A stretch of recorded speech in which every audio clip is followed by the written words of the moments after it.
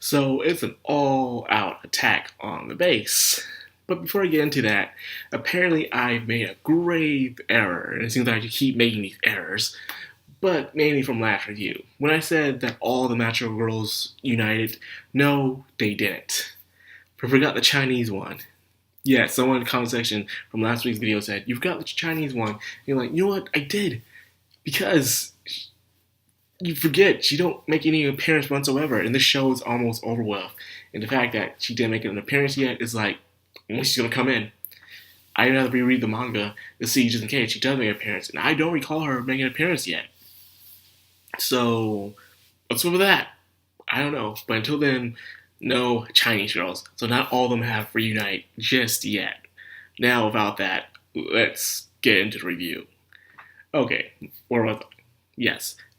Base under attack by Deus. I don't care how messed up you think it is.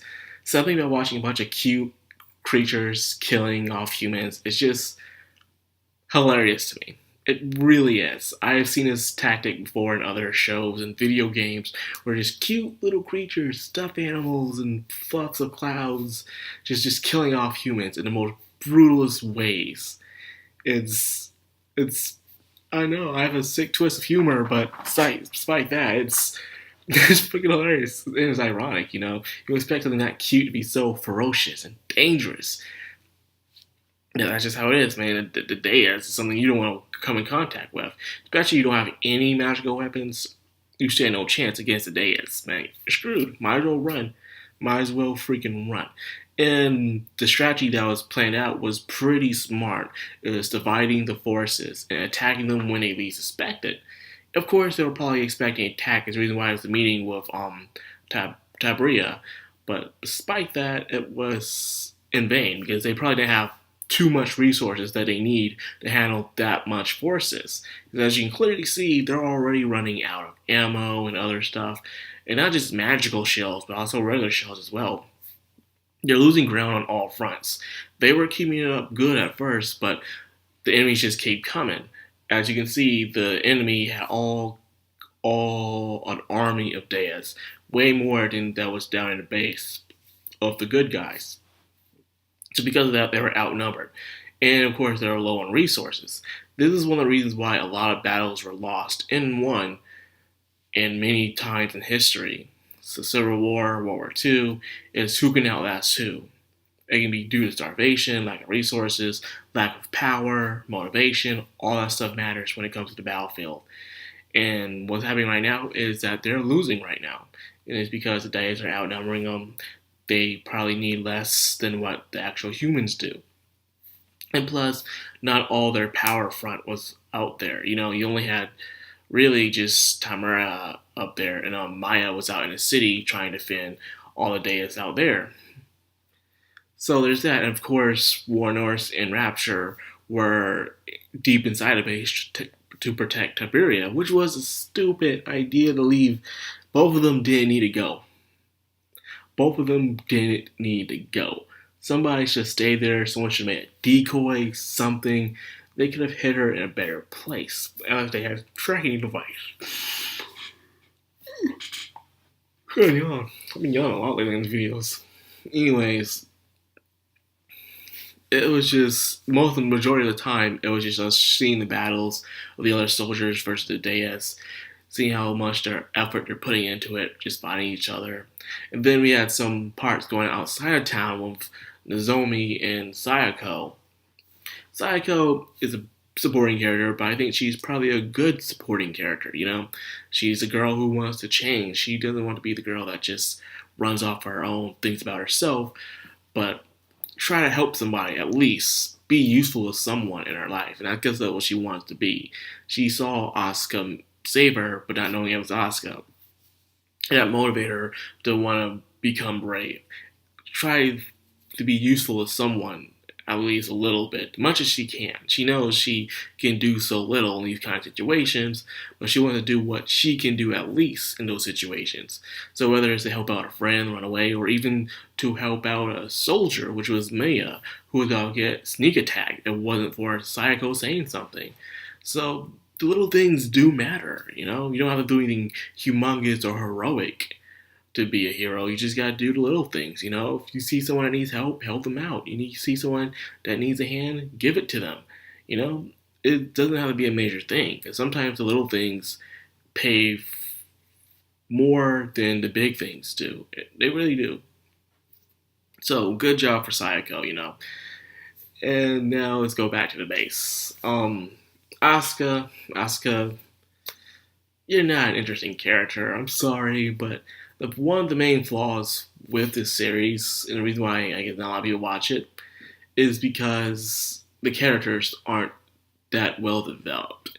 Yes, we know who they are, but we don't see them really develop throughout the show, and the ones that are there that do seem interesting, they don't get enough screen time. You know, like Mia or even Tamara, you know, we don't get to see much of them, so we don't know how they really are or what they like or their hidden secrets or anything like that. It's just not enough content, you know. We know, you know, with Asuka, even though she has the most screen time, it's the same thing over and over again with her, you know. Oh my god, I don't want to lose anything, or I don't want to join back into the field anymore. Then she's back in the field. Now she's keep going, I don't want to lose anything. I don't want to lose anything. It's the same thing over and over again, every episode. And it's just, get it, man. You're just repeating yourself. You're like Prince Zuko from Avatar. My honor. And that's how I feel like, you know? It's like, we get it. We freaking get it. But at least do something with it. You can make a character have the kind of repetitive traits, but you can at least do something on it. You know, put them in situations where they have to meet with those traits and see what they can do with them to find a better solution. Many ways they can do this, but they keep doing it the same way. So, other than that, it wasn't that interesting. I'm sorry. I can see why a lot of people are not really watching this series. You know, those who do watch it, they say it's a okay series. They would prefer Magical Girl Sight over this, and even though this one has a foundation, this one has a unique situation. Remember in the first episode, I was praising this series, saying how the world knows about Magical Girls.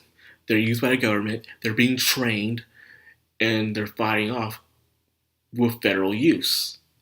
That's probably the most realistic thing I've ever seen in a Magical Girl series, but yet it doesn't work with this because it's poorly executed. You know, it really is.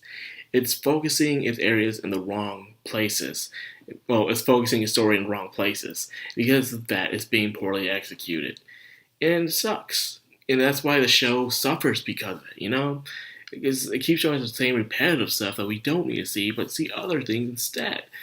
So, because of that, it's just not that well made. And I can agree with that. Even I sometimes feel like it's a chore now. It's a chore to watch a series. It keeps me entertained. I like the music. The animation is pretty good. And I do like the character designs. But do I truly like the characters themselves? Do I really care for the characters? It's not about me being relatable to characters. Do I really care about them? You know, they're okay. But that's pretty much it. You know, they're okay. Other than that, I don't really care much for the characters. I don't see sympathize or nothing. It's just, I'm like, just get on with it. That's all it is, and I hate to say that because I love my Magical Girl series, but this one, it could have been executed way better than what it is right now. And especially coming near the end game, they gotta do better, man. Gotta give it some good fights, gotta give some better development. Somebody gotta burst out their bubble and make some changes, is all I'm saying. So anyways, that's what I got for a review. It wasn't a very interesting episode, I would say that, when it came to the war, you know. I do like seeing war sequences going on, you know, soldiers against the enemy forces, attacking each other, explosions. I crave that stuff. I like watching war movies and stuff like that. But other than that, it was just, you know, not enough, I don't know the words for it, human emotion behind it. Only with Sayako, really. And she's a supporting character. Everybody else is just bang, bang, bang, bang, and which is cool and all, but not enough to keep me going, that's all I'm saying. Yes, I'm going to review this story all the way to the end, unlike Promised Neverland, and I do feel sorry for stopping that. Yes, I did have to stop that, but for other reasons, though. But that's it. So anyways, that's all I got for this review. I will continue reviewing this in the near future, because it's almost done, so why the heck not? And if you at least enjoy this, or at least you enjoy Magical Girl Spec Ops Asuka, let me know. Comment, subscribe, and of course hit that bell icon so you get notified every time I upload. Madcrownxox Anime, sign out.